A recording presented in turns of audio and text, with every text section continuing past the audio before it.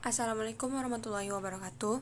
Perkenalkan, nama saya Farhani Indrawati dari jurusan Pendidikan Kepelatihan Olahraga NIM 2008713. Di sini saya akan menjelaskan tentang proses terjadinya gerak menurut beberapa teori. Uh, di sini saya akan menjelaskan apa itu arti gerak. Dalam ilmu fisika, gerak diartikan sebagai suatu proses perpindahan suatu benda dari suatu posisi ke posisi lainnya, atau dari suatu tempat ke tempat lain, yang dapat diamati secara objektif. Motorik dan gerak mempunyai hubungan sebab akibat. Motorik adalah suatu rangkaian proses laten yang tidak dapat diamati dengan mata yang mendahului terjadinya gerak. Dalam belajar motorik, pengertian gerak tidak hanya dilihat dari perubahan tempat, posisi, dan kecepatan. Namun di tubuh manusia dalam melakukan aksi-aksi motorik dalam olahraga, tetapi gerak juga dilihat atau diartikan sebagai hasil atau penampilan yang nyata dari proses-proses motorik tersebut. Lanjut ke motorik. Arti motorik itu adalah suatu peristiwa latihan yang meliputi keseluruhan proses-proses pengendalian dan pengaturan fungsi-fungsi organ tubuh baik secara fisiologis maupun secara psikis yang menyebabkan terjadinya suatu gerak. Maksud dari suatu gerak ini, motorik ini merupakan suatu proses yang tidak dapat diamati secara lihat, kayak misalnya dengan mata tidak bisa. Lanjut, ini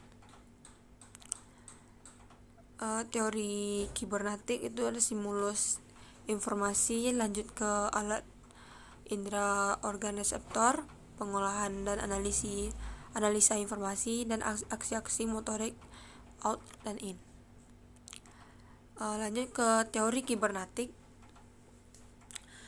Teori kibernetik ini merupakan salah satu teori yang relevan untuk menjelaskan proses terjadinya gerak aksi-aksi motorik.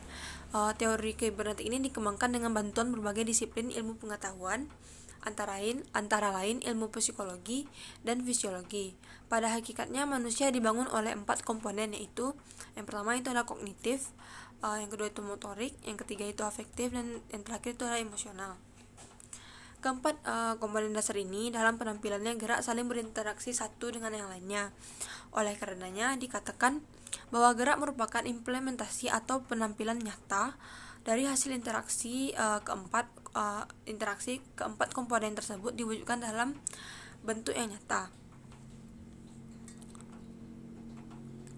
Ini gambar skema teori kibernetik.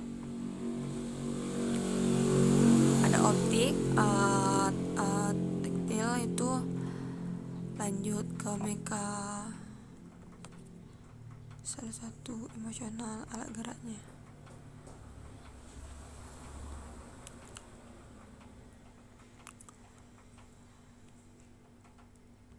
Konsep dasar teori kibernetik. Yang pertama, konsep dasar teori kibernetik ini terbagi menjadi 5. Yang pertama itu adalah manusia bukanlah yang pasif dalam menentukan suatu respon dari stimulus yang datang. Manusia adalah penentu yang pengendalinya respon-respon yang ditampilkan.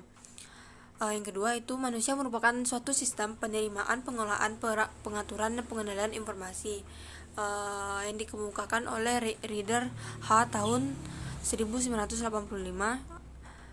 halaman 34-43 dibandingkan.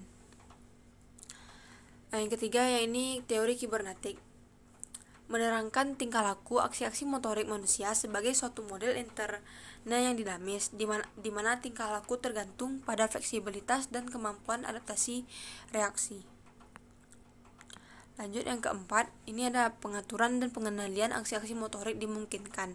Karena adanya sistem dan mekanisme informasi tersebut, umpan balik secara berkelanjutan, terutama pada umpan 37.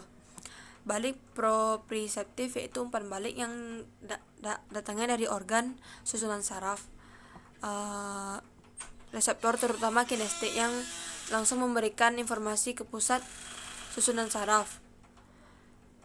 Yang keempat itu adalah pengaturan dan pengendalian aksi-aksi motorik dimungkinkan karena adanya sistem dan mekanisme informasi umpan balik secara berkelanjutan, adanya susunan saraf.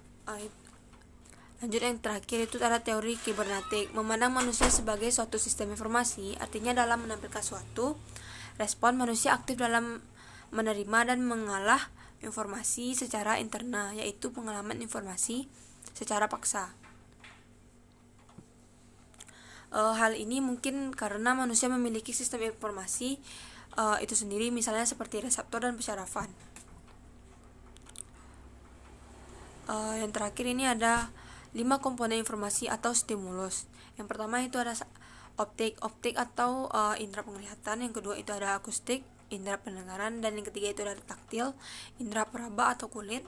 Yang keempat itu ada kinestetik, yaitu organ otot atau saraf, dan saraf. Yang kelima itu ada vestibular, alat keseimbangan atau statiko dinamisator. Inti dari teori kibernetik ini terletak pada mekanisme pengunduhan informasi secara berkelanjutan yang tidak hanya terbatas pada pengolahan informasi yang menyangkut pada pelaksanaannya, tetapi pengolahan informasi tentang jalannya sistem tersebut, gerakan yang telah diprogramkan sebelumnya.